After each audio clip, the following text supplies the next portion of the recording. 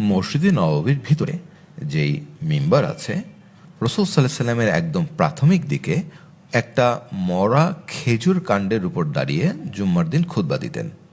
পরবর্তীতে সাহাবীগণ ওনার জন্য একটা কাঠের মিম্বার তৈরি করে দেন। বুখারী শরীফের একটি হাদিসের বর্ণনা অনুযায়ী রাসূল সাল্লাল্লাহু আলাইহি সাল্লাম প্রথম যেদিন কাঠের মিম্বরের উপর দাঁড়িয়ে খুতবা দিতে শুরু করলেন, তখন মৃত খেজুর কাণ্ডটি শিশুর মতো কাঁদতে শুরু করে দেয়। রাসূল সাল্লাল্লাহু আলাইহি সাল্লাম মিম্বর থেকে নেমে এসে খেজুর কাণ্ডটিকে বুকে জড়িয়ে ধরলে সেটির কান্না থেমে যায়। মসজিদে নববীর ভিতরে একটা জায়গা আছে যেটার নাম রিয়াজুল জান্নাহ।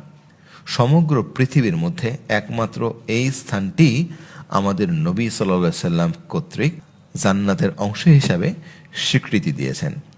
বুখারী শরীফের বর্ণনা অনুযায়ী রাসূল সাল্লাল্লাহু আলাইহি সাল্লাম ইরশাদ করেছেন, আমার বাসস্থান ও মিম্বরের মধ্যবর্তী স্থানটুকু জান্নাতের উদ্যান এবং আমার মিম্বর হাউজে কাউসারের উপর প্রতিষ্ঠিত। রাসূল সাল্লাল্লাহু আলাইহি সাল্লাম কর্তৃক বর্ণিত এই স্থানটির আয়তন হচ্ছে 53 হাত। মসজিদে নববীতে সমস্ত জায়গায় লাল রঙের কার্পেট ব্যবহৃত হলেও আলাদাভাবে চিহ্নিত করার জন্য এই স্থানটুকু হালকা সবুজ রঙের কার্পেট দ্বারা আবৃত। কখনো কখনো এখানে সাদা রঙের কার্পেটও ব্যবহার করা হয়ে থাকে। মসজিদের এক পাশে রাসূল সাল্লাল্লাহু আলাইহি সাল্লামের রওজা, উম্মুল মুমিনিন আয়েশা রাদিয়াল্লাহু আনহার ঘরই হচ্ছে রাসূল সাল্লাল্লাহু আলাইহি সাল্লামের সেই পবিত্র রওজা মোবারক। এই ঘরেই তিনি শেষ নিঃশ্বাস ত্যাগ করেন এবং চিরশায়িত হন। নবীদের কবর সেখানেই হয় যেখানে তাদের শেষ নিঃশ্বাস ত্যাগ করেন। তার পাশে শায়িত আছেন তার আজীবনের কাছের মানুষ হযরত আবু বকর রাদিয়াল্লাহু আনহু। খলিফা আবু বকর রাদিয়াল্লাহু আনহু যখন অসুস্থ হয়ে পড়েন, তখন তিনি তার কন্যা আয়েশা রাদিয়াল্লাহু আনহাকে রাসূল সাল্লাল্লাহু আলাইহি সাল্লামের পাশে সমাহিত করার জন্য ইচ্ছা প্রকাশ করেন। তিনি মারা যান 63 বছর বয়সে। আবু বকর রাদিয়াল্লাহু আনহু এর পাশে আছেন রাসূল সাল্লাল্লাহু আলাইহি সাল্লামের আরেক সহচর ওমর ইবনুল খাত্তাব রাদিয়াল্লাহু আনহু। এই জায়গার মধ্যে একটা খালি জায়গা আছে যেখানে হযরত ঈসা আলাইহিস সালামকে দাফন করা হবে। রাসূল সাল্লাল্লাহু আলাইহি সাল্লাম বলেন, ঈসা আলাইহিস সালাম পৃথিবীতে অবতরণ করবেন এবং পরিশেষে তিনি মৃত্যুবরণ করবেন এবং আমার পাশে দাফন করা হবে। রাসূল সাল্লাল্লাহু আলাইহি সাল্লামের রওজার উপরে যে সবুজ গম্বুজটি, সেটি নির্মাণ করা হয় 678 হিজরিতে। এটা সর্বপ্রথম দামি কাঠের উপরে সীসার পাত দিয়ে মোড়ানো ছিল।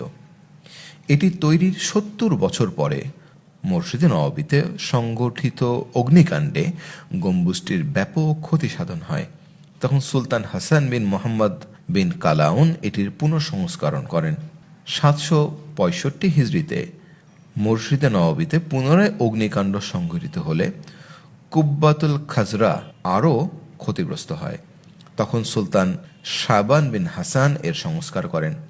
রওজা মোবারক ও মিম্বর শরীফের মাঝখানে রিয়াজুল জান্নাতে বেশ কিছু স্তম্ভ আছে, যেগুলি প্রতিটি আলাদা আলাদা বৈশিষ্ট্যপূর্ণ এবং আলাদা আলাদা নামে পরিচিত। যেমন একটা হচ্ছে উসওয়াতুল হান্না। এখানে সেই খেজুর গাছের কাণ্ডটি আছে যেখানে দাঁড়িয়ে রাসূল সাল্লাল্লাহু আলাইহি ওয়াসাল্লাম জুম্মার খুতবা দিতেন। স্তম্ভটি জালি মোবারকের একদম কাছাকাছি আছে।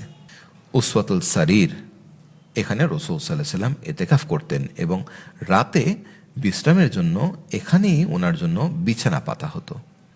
উসওয়াতুল উফুদ, বাইরে থেকে আগত প্রতিনিধি দল এখানে বসে রাসূল সাল্লাল্লাহু আলাইহি ওয়াসাল্লামের নিকট ইসলাম গ্রহণ করতেন। এটিও জালি মোবারকের সাথে লাগোয়া। উসওয়াতুল হারস, রাসূল সাল্লাল্লাহু আলাইহি ওয়াসাল্লাম যখন হুজরা শরীফে তাশরিফ নিয়ে আসতেন, তখন সাহাবাদের কেউ না কেউ এখানে পাহারায় থাকতেন। এটিও জালি মোবারক ঘেঁষে অবস্থিত।